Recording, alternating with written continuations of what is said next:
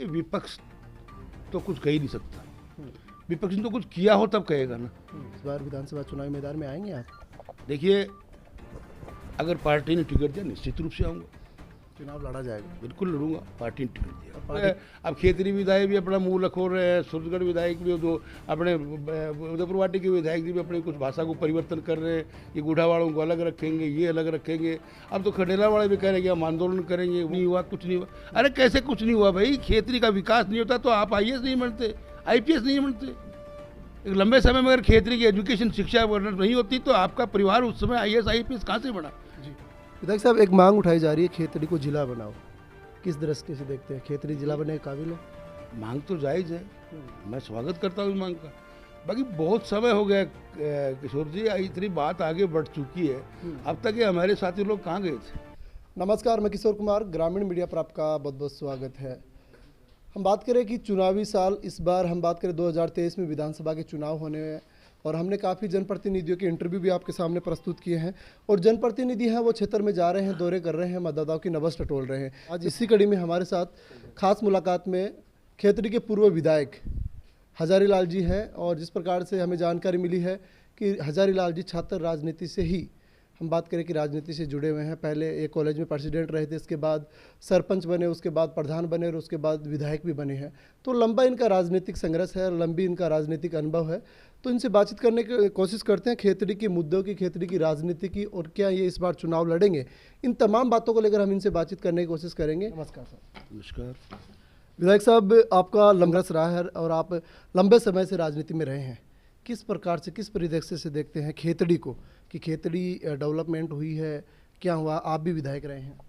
देखिए, बहुत लंबे समय से हम राजनीति में काम कर रहे हैं और आज तो राजनीति में मैं देख रहा हूँ गिरावट आ रही है।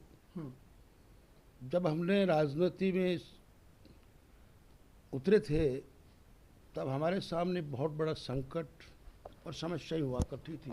जी। अब मैं बताना चाहता हूँ कि मैंने शुरुआती दौर में सरपंच पद पे रहते हुए भारतीय जनता पार्टी के युवा मोर्चा का जिला महामंत्री के रूप में भी काम किया था। जी। उसके पहले मैं राजस्थान यूनिवर्सिटी में भी राजनीति में रहा हूँ, कॉलेज में भी रहा हूँ। उसके बाद जब हमारे सामने एक चुनौती थी देशभक्ति की, जी, भारतीय जनता पार्टी उस समय एक संस्कारवान पार्टी हुआ करती थी और संस्कारवान पार्टी होने के नाते उसमें एक देशभक्ति का जज्बा था। ईमानदारी हमारे टाइम पर बहुत बड़ी चीज़ थी। किसी व्यक्ति पर कोई आरोप लगना, मैं सोचता था बहुत एक अशोभनीय बात हुआ करती थी। जी।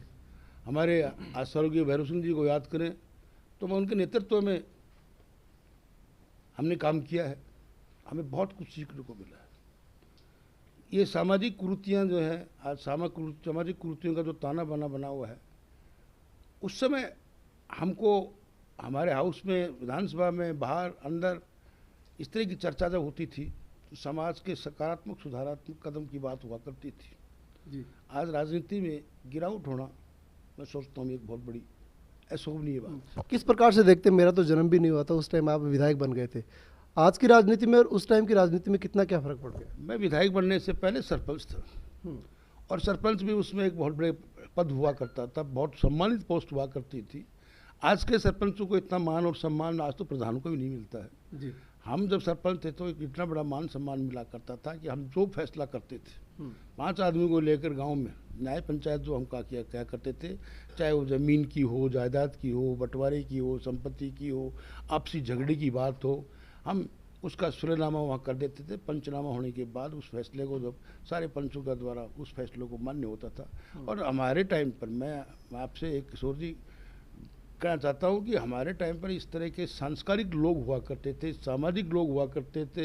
एक दूसरे की बात की मानना, सीखना, अनुपालना करना एक बहुत बड़ी बात हुआ करती थी।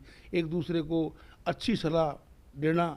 और राजनीति में जब हमने आमने सामने चुनाव लड़ने वाले व्यक्तियों का भी हमारा कोई इस तरह का भेदभाव ही नहीं हुआ करता। जी। हमारा बहुत बड़ा भाईचारा आपस में रहा करता। जी। आज आरोप लगाया जा रहा है कि खेतड़ी अपनी पहचान खोता जा रहा है, इसको आप किस दृष्टि से देख रहे हैं? देखिए, ऐसी कोई बात नहीं, खेतड़ी अपनी पहचान नहीं खो रही है। खेतड़ी बहुत पुराने टाइम पर एक स्टेट, जयपुर स्टेट के बाद में बहुत बड़ी स्टेट रही है हमारे खेतरी के बहुत बड़े राजा अजीत सिंह जी हुए हैं। खेतरी स्वामी विवेकानंद की जन्मस्थली भी है, जो क्रमस्थली है। और उसके बाद में स्वामी विवेकानंद ने जो देश को, प्रदेश को हमारे दिया है, वो एक हमारी संस्कृति की पहचान जो बनाई है, वो बहुत बड़ी खेतरी के राजा अजीत सिंह जी की मित्रता के नाते वो उस कदम पर पहुंचे थे। किस दृष्टि से देखते हैं, खेतड़ी में विकास हुआ है या नहीं हुआ है? निश्चित रूप से हुआ, विकास हुआ, निश्चित लेकिन रूप से। लगातार तरीके से आरोप लगाए जा रहे हैं कि खेतड़ी में विकास नहीं हुआ। अब ये तो कहने का लिए कुछ भी कहते, बाकी मैं किसी व्यक्तिगत नाम नहीं लेकर मैं ये कहना चाहता हूँ कि जब मैं बचपन का समय था तो हम बैल का हाल, ऊँट का हाल हाथ से जोड़ा करते थे जी। आज मैं सोचता हूँ हमारी आने वाली पीढ़ी को, वर्तमान पीढ़ी को पता नहीं कि हाल क्या होता है। आपको शायद किशोर जी नहीं पता होगा, नहीं जानते आप, क्या नहीं जानते हो कि ऊँट पे कैसे बैठा जाता है, उसमें ऊँट को कैसे भगाया जाता है, ऊँट की कूची की काम आती है, उसकी वो डोड़ा किसके काम आता है, आप शायद नहीं जानते।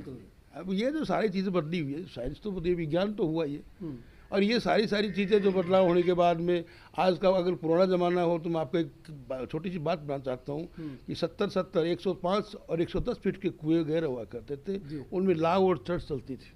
जब उस लाव को, इतनी बड़ी लाव, वो 105 फीट की लाव जब ये पकड़ के चलते थे तो एक बहुत बड़े मजबूत आदमी की जरूरत पड़ती थी। आज तो मैं सोचता हूँ उस लाव को, पूरी लाव को लोग पसार भी नहीं सकते और उस चर्च को अंदर ढाने में भी नहीं ले सकते। बिल्कुल, लोग भूखे मर जाए। बाकी अब बिजली का चलना, बोरिंग का होना, कुएं खोदना, कितनी रिश्ते आज सुबह से शाम तक कुआं खोद सकते हो। हाँ, ये इतना दूर है कि पानी का जल स्तर खत्म हो गया। इसके लिए हो सकता है पर्यावरण की भी जिम्मेदारी हो सकती होगी, या और कई अन्य कारण हो सकते हैं। इसके प्रकृति की जो रूट रही है, हमारे बचपन में हम देखते थे हमारे यहाँ सारे नदी नाले, जोड़, तालाब, ये सब भरा रहता थे। और आज तो मैं सोचता हूँ हमारे कोई तालाब, जोड़, कोई पानी है ही नहीं। आजकल के नौजवानों को तैरना भी नहीं आता है। विधायक साहब, एक मांग उठाई जा रही है खेतड़ी को जिला बनाओ, किस दृष्टि से देखते हैं? खेतड़ी जिला बनने के काबिल है? मांग तो जायज़ है, मैं स्वागत करता हूँ इस मांग का। बाकी बहुत समय हो गया किशोर जी, इतनी बात आगे बढ़ चुकी है, अब तक ये हमारे साथी लोग कहाँ गए थे जी? इन्होंने कोई चर्चा ही नहीं की। इनको विश्वास नहीं था कि 17 जिले बन जाएंगे। ये तो किसी को नहीं था कि 17 जिले, ये तो मैं मानता हूँ। बाकी कम से कम शुरुआती दौर में कोई आगे होता, अपनी विचार रखता, अपनी पड़ोसी जैसे सूरजगढ़ वालों से बात। लेकिन यहाँ के स्थानीय जो जनप्रतिनिधि हैं उनको तो मालूम था ये 17 जिले बनेंगे, उनको मांग उठानी चाहिए थी। नहीं, ऐसा किसी को नहीं पता था। अब आप भी पत्रकार हैं, आपको पता। लेकिन बताया जा रहा है कि मतलब सहमति दी थी खेतड़ी विधायक ने, उदयपुरवाटी विधायक ने, श्रीमाधोपुर विधायक ने, उसके बाद जिलों का प्रारूप तैयार हुआ था। अब देखिए ये तो अलग बात है, सच्चाई तो उसमें क्या है वो आपको पता है, मुझे भी पता नहीं है, आपको पता होगा। बाकी जरूर है करेंगे, मेरे समझ में नहीं आ रहा कि किस व्यक्ति ने कहा, किस व्यक्ति ने नहीं कहा। बाकी ये जरूर है, मैं तो इस बात के पक्षधर हूँ कि नीमका थाना जिला बनने के लिए कम से कम हमारी खेतरी पंचायत समिति को, खेतरी विधानसभा क्षेत्र के 90% लोगों का एक सीधा बेनिफिट हुआ है। चुनावी साल है, आपकी सक्रियता भी क्षेत्र में देखी जा रही है। पूर्व डिप्टी सीएम सचिन पायलट के साथ भी आपकी मुलाकात हुई थी, क्या लगता है इस बार विधानसभा चुनावी मैदान में आएंगे आप? देखिए, अगर पार्टी ने टिकट दिया निश्चित रूप से आऊँगा। चुनाव लड़ा जाएगा? बिल्कुल लड़ूंगा, पार्टी ने टिकट दिया। और पार्टी टिकट नहीं देती है, दूसरे कैंडिडेट को देती है? पार्टी टिकट नहीं देती, चुनाव नहीं लड़ूंगा जी। मैं माननीय सचिन साहब के नेतृत्व में हम सच्चे सिपाही के रूप में काम कर रहे हैं, उनके ऊपर आरोप प्रत्यारोप लगे जी। क्या लगता है इस बार 2023 में किस पार्टी का झंडा इस बार फिर फहरेगा खेतड़ी में? देखिए, लगता तो ये है कि कांग्रेस दोबारा जीतेगी, काम धाम भी हुए, सारे काम हुए। लेकिन विपक्ष, आप कांग्रेस पार्टी से बिलोंग करते हैं, विपक्ष लगातार तरीके से आरोप लगा रहा कि खेतड़ी में विकास बिल्कुल भी नहीं हुआ है। हम बात करें हॉस्पिटल को देख लो, इसके अलावा और भी काफ़ी जो सड़कों देख लीजिए, जो सड़क का मामला है, विपक्ष लगातार हावी हो रहा है कि स्थानीय विधायक ने काम नहीं करवाया। इस पर क्या कहेंगे? देखिए, विपक्ष तो कुछ कह ही नहीं सकता, विपक्ष ने तो कुछ किया हो तब कहेगा ना। भाई कुछ ऐसे हमारे मदारी लोग भी आ गए बाजीगर बन के, उनके कोई धंधा व्यापार होगा तो इसलिए वो खुद वो करे कि कुछ नहीं हुआ, कुछ नहीं। अरे कैसे कुछ नहीं हुआ भाई? खेतरी का विकास नहीं होता तो आप IAS नहीं बनते, IPS नहीं बनते। एक लंबे समय में अगर खेतरी की एजुकेशन, शिक्षा नहीं होती तो आपका परिवार उस समय IAS IPS कहाँ से बना?